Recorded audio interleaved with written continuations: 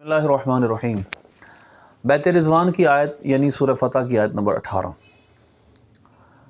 उस आयत की वजाहत में मैंने ये स्पेशल वीडियो बनानी है। मैंने पिछली वीडियो में कहा था कि मैं एक मुस्तकिल वीडियो इस पर बनाऊंगा, क्योंकि रवाफ़िज़ के इस पर अजीब व गरीब किस्म के एतराज़ात हैं और इस आयत को वो अजीब से अंदाज़ में सहाबा की जो शान और मनक़बत इस आयत में बयान हुई है उससे दूर करने की कोशिश करते हैं और कहते हैं ये शराइत के साथ मशरूत है।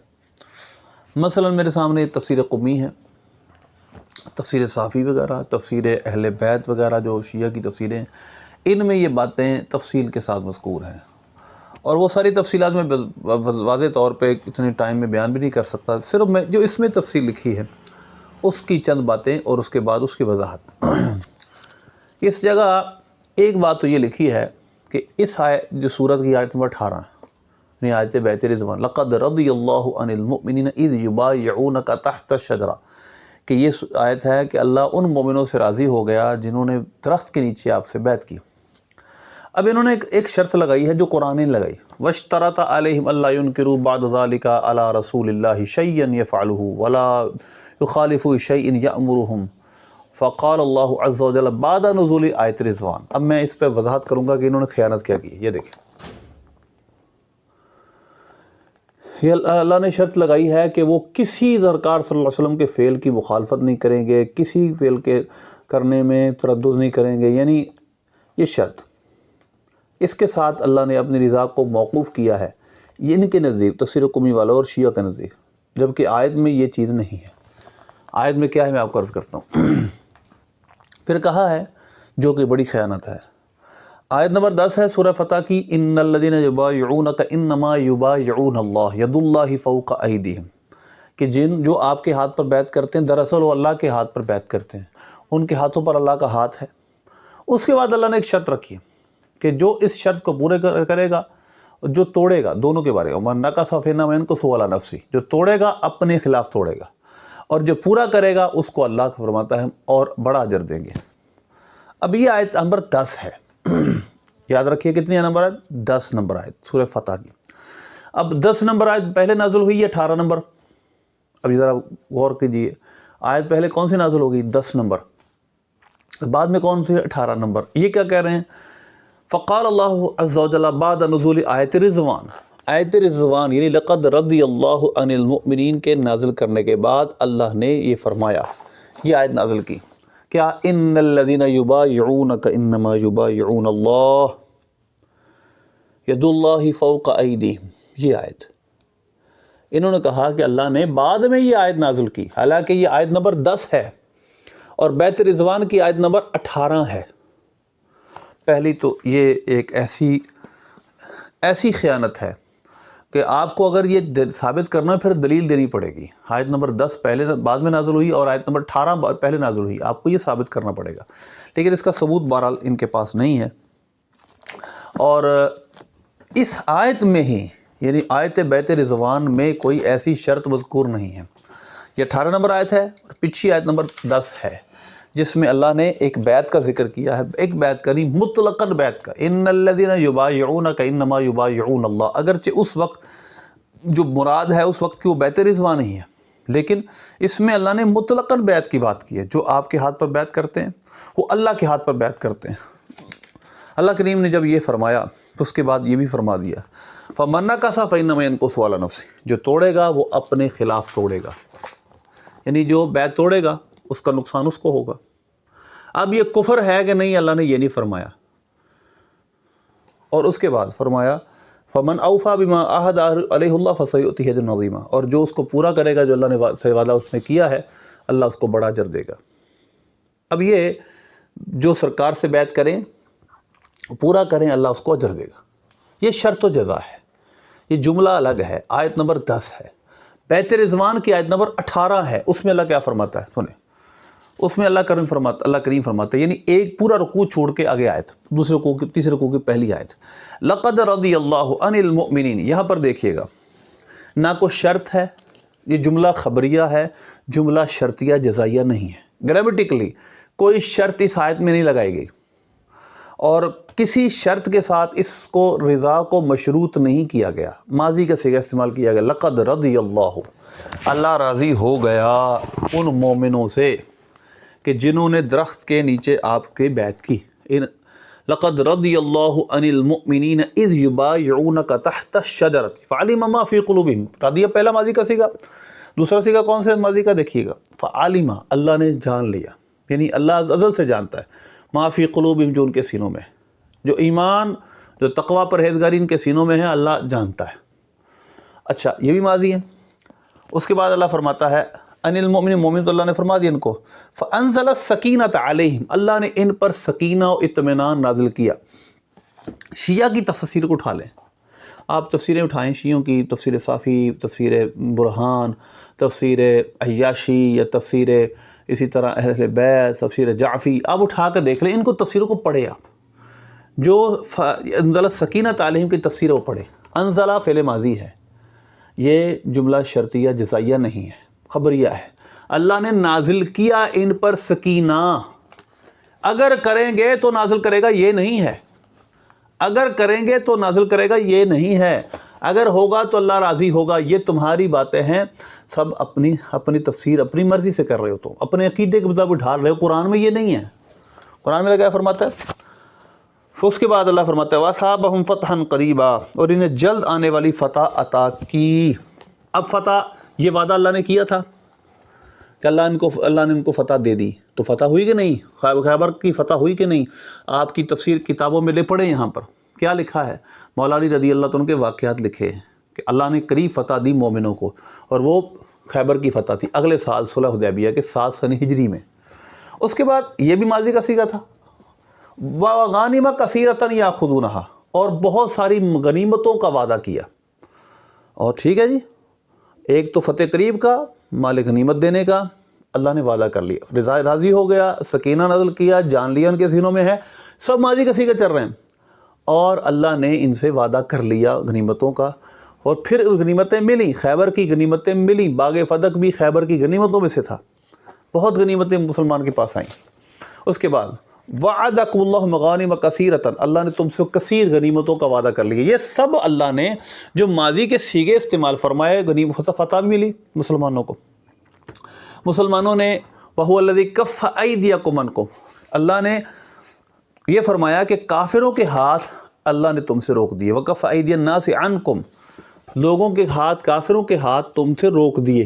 غطفان اور بنو اسد وغیرہ جو قبیلے تھے یہودیوں کے، اور جب مسلمان فتح کرنے گئے خیبر، تو پیچھے سے کچھ قبائل عرب نے ارادہ کیا کہ وہ حملہ کر دیں مدینہ شریف پر، لیکن اللہ نے فرمایا وَكَفَّ أَيْدِيَ النَّاسِ عَنْكُمْ، تم لوگوں کے ہاتھوں کو تم سے روک دیا، وہ حملہ نہ کر سکے، ان کے دلوں میں ہیبت آ گئی۔ تو اب یہ سب چیزیں ماضی کے ساتھ تعبیر کی، اور سب ہوئی، کیا رضا نہیں ملی ان کو؟ کیا اللہ ان سے راضی ہو گیا پھر ناراض ہو گیا؟ اللہ کو نہیں پتا تھا ابو بکر، عمر، عثمان کیا کریں گے بعد میں رضی اللہ عنہ اجمعین؟ یہ جو جو ولایت کا خود ساختہ شیعہ کا نظریہ ہے، قرآن پاک کی آیتوں کو مڑوڑ توڑ کے بیان پیش کرنا شروع کر دیا تم نے، صرف تمہارے نظریے کے خلاف ہونے کی وجہ سے۔ اور اس بیت رضوان کو، اپنی تفسیر برہان پڑھو، اس بیت رضوان کو صرف ایک شخص نے توڑا، اور توڑا بھی کیا، اس نے بیعت کی نہیں تھی، ابن قیس۔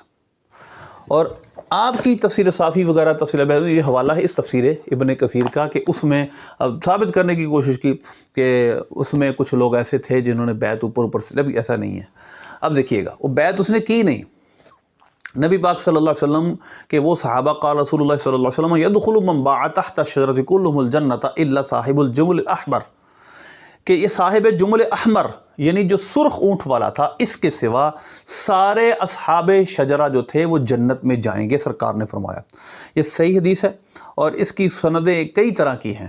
نبی پاک صلی اللہ علیہ وسلم نے فرمایا کہ سارے اصحاب شجرہ جنت میں جائیں گے سوا صحاب جمل کے۔ اب اس کے بارے میں تفصیل کیا ہے؟ حضرت ابو زبیر، حضرت جابر فرماتے ہیں فَانْطَلَقْنَا نَبْتَدِرُهُ فَإِذَا رَجُلٌ قَدْ ضَلَّ بَعِيرُهُ، ایک شخص تھا جس کا اونٹ گم ہو گیا، یہ تفسیر ابن کثیر ہے، اور اس کی اور بھی حوالہ موجود ہیں۔ اس کا اونٹ گم ہو گیا تھا، اب ہم نے اس کو کہا تو جاؤ، تعال آؤ، فبایع، بیعت کرو، تعال فبایع، آؤ بیعت کرو۔ اس نے کیا کہا آگے سے؟ اس نے کہا اصیب بعیری احب الی من انواعیہ، کہ میرا اونٹ مجھے مل جائے مجھے بیعت کرنے سے زیادہ پیارا ہے۔ معاذ اللہ، یہ منافق تھا۔ اس کے سوا سب صحابہ نے بیعت کی، اور اس کی تعداد کتنی تھی؟ آپ تفسیروں میں اپنی تفسیروں میں پڑھ لیں، اپنی کتابوں میں پڑھ لیں، تفسیروں میں پڑھ لیں، 1200۔ آپ تفسیر برہان وغیرہ کو دیکھ لیں، 1200، اور دوسری روایت میں 1400۔ ان 1400 میں سے ایک شخص تھا جو منافق تھا جس نے بیعت نہیں کی تھی، اس کے علاوہ سب اصحاب شجرہ جنتی ہیں، کیونکہ اس پر بیعت رضوان، کیونکہ ان پر رضوان والی بیعت ہو چکی، انہوں نے اللہ کو راضی کر لیا، کیونکہ اللہ ان سے راضی ہو چکا ان مومنوں سے جنہوں نے درخت کے نیچے بیعت کی۔ ان 1200 یا 1400 کا ایمان بھی قطعی، اور ان کا جنت میں جانا بھی قطعی ہو گیا۔ پھر اسی طرح آپ دیکھیں، لقد صدق اللہ رسول الرؤیا بالحق لتدخلن المسجد الحرام، کہ اللہ نے رسول پاک کا خواب سچا کر دکھایا، کہ آپ نے خواب میں دیکھا تھا کہ میں اپنے اصحاب کے ساتھ کعبے میں داخل ہو رہا ہوں، مکے میں داخل ہو رہا ہوں، تو اللہ نے فرمایا، اللہ نے ایک خواب سچا کر دکھایا، لتدخلن المسجد الحرام، آپ اے مسلمانوں، تدخلن جمع مذکر حاضر کا صیغہ با نون تقی ثقیلہ و لام تاکید ساتھ، لا تدخلن مسجد الحرام، تم ضرور مسجد حرام میں داخل ہوگے۔ مسلمان جو بیعت رضوان کے وقت موجود تھے، اللہ نے ان سے یہ وعدے کیے، تو کیا یہ وعدہ سچا ہوا کہ نہیں ہوا؟ اب جو شرط و جزا کی بات ہے، پہلے اس کو ہم لاتے ہیں کہ جو شرط اور جزا ہوئی۔ پہلی بات تو یہ ہے کہ کچھ حوالے میں ان کی کتابوں کے مزید دوں گا، جس میں حضرت عثمان غنی رضی اللہ عنہ کے حوالے سے کچھ تفسیروں میں، تفسیر اہل بیت وغیرہ میں یہ الزامات لگائے گئے ہیں کہ حضرت عثمان غنی تو وہاں سے غائب تھے، اور صحیح بخاری کی ایک حدیث بھی آدھی پیش کی جس میں کہ حضرت عثمان غنی رضی اللہ عنہ پر ایک عراقی کے سوال و جواب ہیں۔ اس نے کہا کیا وہ بیعت رضوان کے وقت غائب نہیں تھے؟ تو جواب کیا دیا تھا حضرت عبداللہ بن عمر نے کہ وہ غائب تھے، لیکن غائب کیوں تھے؟ کیونکہ نبی پاک صلی اللہ علیہ وسلم نے ان کو اپنی سفارت کے لیے اپنا ایمبیسیڈر بنا کر مکے میں بھیجا تھا، میری طرف سے بات چیت کرو، ہم عمرہ کرنے آئے ہیں، ہم لڑنے نہیں آئے۔ حضرت عثمان رضی اللہ عنہ کو سفیر بنا کر بھیجا۔ حیات القلوب کی جلد 100 میں ملا باقر مجلسی نے بات لکھی، حضرت رسول عثمان را برسالت نزد ایشاں فرستاد، حضور پاک صلی اللہ علیہ وسلم نے حضرت عثمان کو بھیجا تھا ان کی طرف، اپنا کیا بنا کر؟ اپنا قاصد بنا کر۔ پھر اسی طرح حیات القلوب کی جلد 2 صفحہ نمبر 424 پر ہے، بروایت شیخ تبریسی چوں مشرکاں عثمان را حبس کردند، کہ جب ایک جو شیخ تبریسی کی روایت ہے اس کے مطابق حضرت عثمان کو جب مشرکوں نے روک لیا، خبر بحضرت رسید کہ اورا کشتند، نبی پاک صلی اللہ علیہ وسلم تک یہ بات پہنچی کہ انہوں نے حضرت عثمان کو شہید کر دیا ہے۔ حضرت فرمود کہ عظیم جا حرکت نمی کنم تاب عیشہ قتال کنم و مردم راب بسوئے بیت دعوت کو نمائم، نبی پاک صلی اللہ علیہ وسلم نے فرمایا، جس کا مفہوم یہ ہے کہ ہم اس قتل کا بدلہ لیں گے، حضرت عثمان کی شہادت کا۔ چنانچہ یہ خبر مشہور ہو گئی تھی تو حضور نے اس موقع پر ایک بیعت لی، اور اس بیعت کو بیعت رضوان کہا جاتا ہے۔ یہ حیات القلوب کی جلد 2 صفحہ نمبر 424 پہ ہے۔ اسی طرح ملا باقر مجلسی نے مجالس المؤمنین کی جلد 2 میں صفحہ نمبر 424 پر یہ بات لکھی ہے، بروایت کلینی حضرت یک دست خود را بردست دیگر زد، نبی پاک صلی اللہ علیہ وسلم نے اپنے ایک ہاتھ کو دوسرے ہاتھ پر مارا اور برائے عثمان بیعت گرفت، اور حضرت عثمان کی طرف سے بیعت کی۔ حضرت عثمان غائب تھے لیکن گئے کس جگہ تھے یہ بھی یاد رکھے، کیوں گئے تھے۔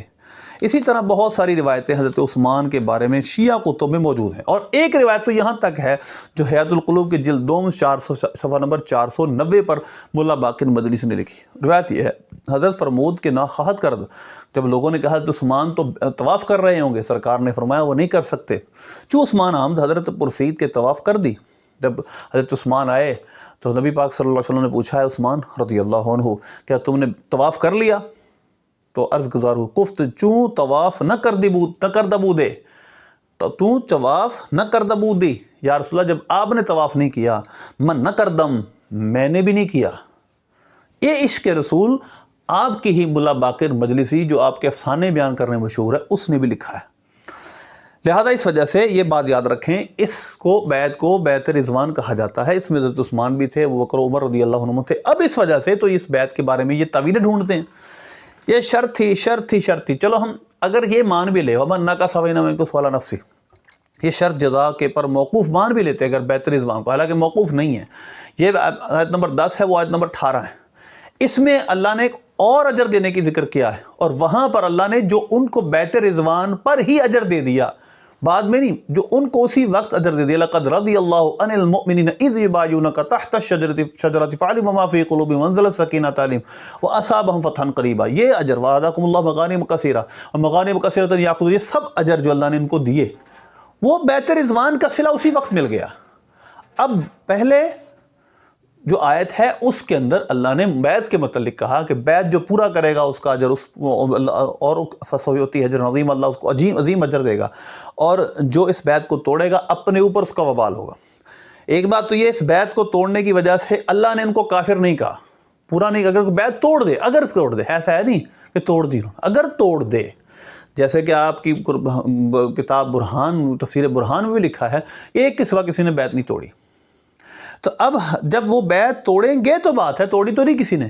اب جو بیعت کی شرطیں آپ رکھتے ہیں ولایت علی، وہ تو کسی کتاب میں معتبر میں یا قرآن میں نہیں ہے کہ آپ نے جو شرطیں لگائیں، وہ تو شرطیں تھی اسلام کی خاطر لڑنے کی۔ پھر آپ دیکھیں، اگر ہم مان لیتے ہیں کہ یہ شرط جزا ہے، بیت رضوان حالانکہ ہے نہیں، شرط جزا پہ موقوف ہے، تو یہ ایسے ہی لئن اشرکت لیحبطن عملک، یہ بھی شرط جزا ہے کہ اگر آپ نے شرک کیا تو آپ کے عمل خراب ہو جائیں گے۔ یہ ہو سکتا ہے حضور صلی اللہ علیہ وسلم شرک کریں؟ نہیں، یہ شرط جزا والا جملہ ہے۔ اسی طرح قرآن پاک میں اور جگہ قد ضللت اذا، اگر میں نے ایسے کیا تو میں گمراہ ہو جاؤں گا، اگر ایسا کیا تو گمراہ ہو جاؤں گا۔ یہ سورہ انعام کی آیت نمبر 56 ہے۔ بہت ساری مثالیں، قل ان کان للرحمن ولد فانا اول العابدین، یہ بھی شرط ہے کہ اگر رحمان کی کوئی اولاد ہوتی تو میں اس کا پہلا عبادت گزار ہوتا۔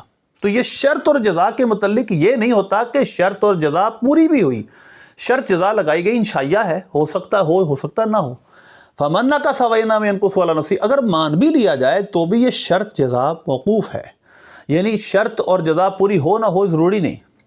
لیکن لقد رضی اللہ، در حقیقت یہ شرط جزائیہ جملہ، شرطیہ جزائیہ جملہ نہیں ہے، جملہ خبریہ ہے۔ اس وجہ سے اللہ ان مومنوں اس پر راضی ہو چکا، اور شیعہ کے جو اعتراضات ہیں وہ خود ساختہ ہیں۔ اللہ ہم سب کو ان ایسے اعتراضات سے دور رکھے، صحابہ کی شان کو ماننے کی توفیق عطا فرمائے۔